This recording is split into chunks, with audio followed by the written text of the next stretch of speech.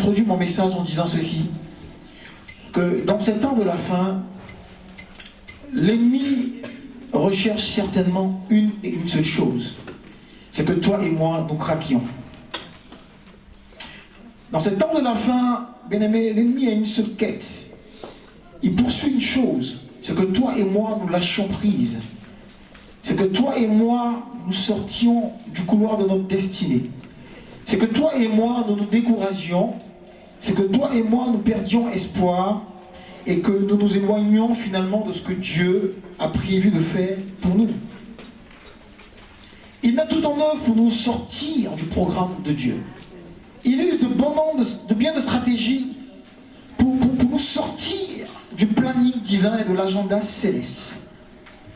Et dans son plan d'action, l'ennemi peut parfois, vous savez, nous emmener à rentrer précocement, de façon précoce, dans certaines choses qui sont en réalité de réels besoins pour nous.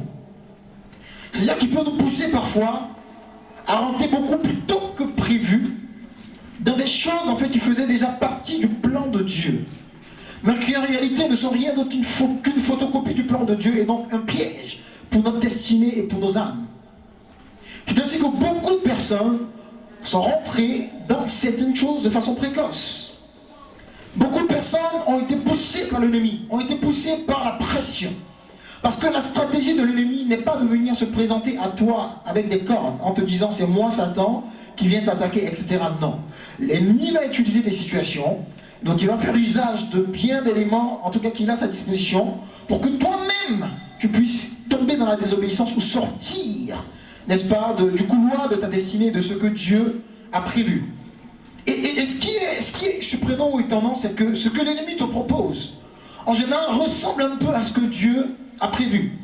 Il s'agit ici par exemple d'une femme qui depuis longtemps attend le mariage, et finalement une proposition lui est faite. Et comme elle a attendu depuis longtemps, et que l'homme qui est en face d'elle semble correspondre à ses aspirations et à ses besoins, elle se dit c'est certainement là ce que Dieu a prévu pour moi.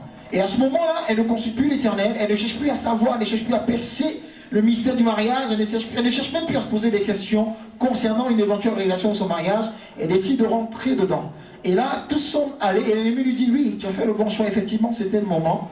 Alors qu'en réalité, son entrée dans le mariage n'était pas la résultante du temps de Dieu, du calendrier que Dieu avait fixé, mais plutôt d'une certaine pression, ou d'un certain complexe qu'elle a développé au fil du temps, à cause de son entourage qui semblait également bien avancé dans ce domaine-là, ou des personnes autour d'elle qui semblaient progresser ou évoluer. Donc, préparation. Ce matin, bien-aimé, je veux dire à quelqu'un que ton niveau de préparation est proportionnel au niveau de challenge. Nous sommes dans l'année de challenge, n'est-ce pas? Ton niveau de préparation est proportionnel au niveau de challenge auquel tu dois être confronté ou par lequel tu dois passer en cette année 2020. Ça veut dire que si Dieu a prévu pour toi des challenges qui ont cette dimension, tu dois également avoir une préparation à cette dimension. Amen. Mais en réalité, la question que je veux poser à quelqu'un ce jour, c'est de savoir, est-ce que nous avons vraiment des challenges en cette année 2020? C'est vrai, on a dit c'est l'année du challenge, oui c'est l'année du challenge, mais est-ce qu'on a vraiment des challenges? Quels sont nos challenges? Si oui, est-ce qu'on peut les définir de façon claire et nette? Et la troisième question qu'on doit se poser, c'est autour de quoi tournent les challenges en question?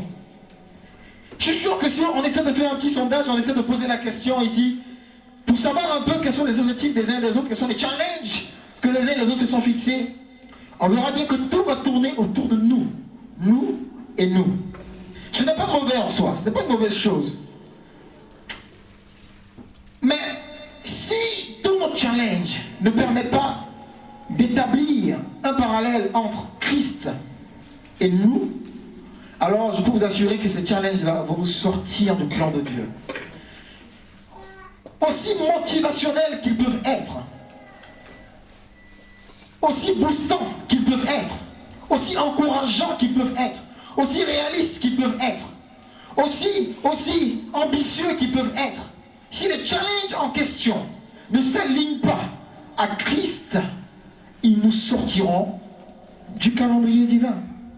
Je suis venu nous donner un message très simple. Un message très simple, dont le sous-thème est simplement que se cache-t-il derrière le voile? Ou encore, que cache le voile? Que cache le voile?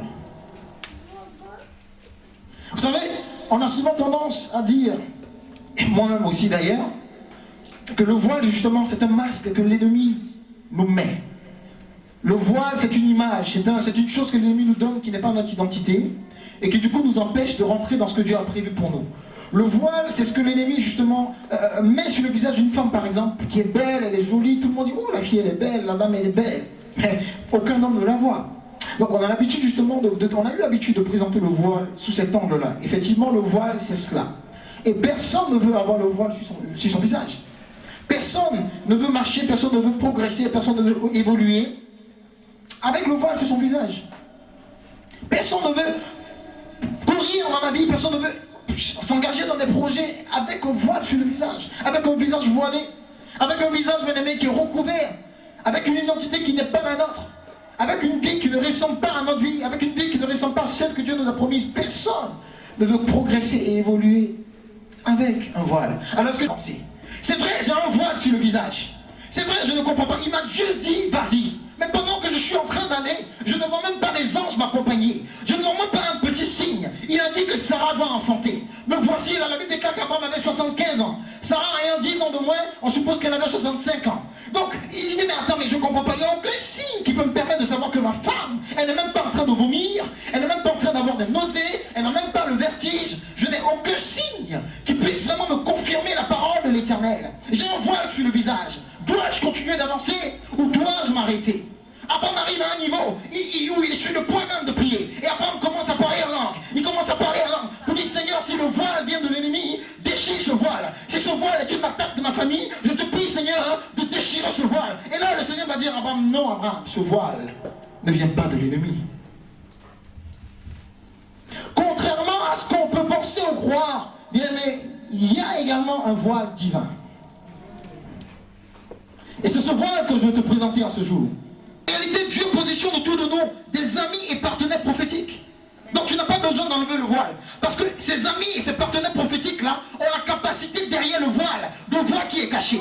C'est-à-dire que même si tu as le voile, ils te regardent et ils sentent que celle-là, je sens que quelque chose de bon peut sortir d'elle. C'est vrai, elle est encore voilée. C'est vrai, il est encore voilé. Mais je sais que de cet homme-là peut sortir un grand businessman, un grand homme de Dieu, un milliardaire, une femme prospère, une femme d'impact. Ce sont des gens qui ne vont pas te dire, allez, enlève le voile. Non, garde le voile. Mais moi, je sais ce que j'ai vu en toi. Oui, fuyez-la, quittez le ministère, quittez, fuyez-moi. Mais moi, je sais ce que j'ai détecté. C'est que tout le monde ne peut pas le voir. Il s'agit des amis prophétiques. Il s'agit des partenaires prophétiques. Des gens que Dieu va disposer autour de toi. Et qui vont voir le secret. Et qui vont voir derrière le voile des choses qui sont cachées. Il s'agit des gens comme Ruth qui vont dire à Naomi, Naomi c'est vrai, tu es vieille, il n'y a pas d'espoir. Mais derrière Naomi, je sens qu'il y a un Boaz. Derrière Naomi, je sens qu'il y a un Boaz qui est caché quelque part. Il s'agit des amis prophétiques qui ont un œil prophétique et qui peuvent voir. Alors pourquoi tu te fatigues avec ces personnes qui ne croient pas en toi? Pourquoi est-ce que tu te focalises sur les personnes qui ne font que te dénigrer? Pourquoi est-ce que tu te focalises sur ceux-là même qui te minimisent, qui te rabaissent jour et nuit? Non, oublie ces personnes-là. Parce que parmi 1000 personnes, il y en a au moins 2 qui vont dire celle-là, non, je crois en elle. Et c'est pour ça, derrière le voile, bien aimé, pendant que tu es dans le processus de préparation, tu dois identifier les tueurs de destinée. Les amis de dernière minute qui viennent pour dire, c'est bon, on veut ton ami. Non, tu dois les identifier. Le fiancé que tu as entretenu depuis longtemps, le mari avec qui tu es depuis longtemps, et quelqu'un veut détruire le foyer là. Tu dois identifier la personne en question et lui dire non. Toi, tu es un oiseau qui veut dérober. Non, tu ne vas pas dérober. Même si mon mari n'a pas tout, j'ai déjà commencé à investir en lui. Même si ma femme n'a pas tout, j'ai déjà commencé à investir en elle. Et je suis en train d'aller quelque part. Avant, on m'a dit non, vous n'allez pas manger ce que je suis en train de préparer. Parce que ma destinée en dépend.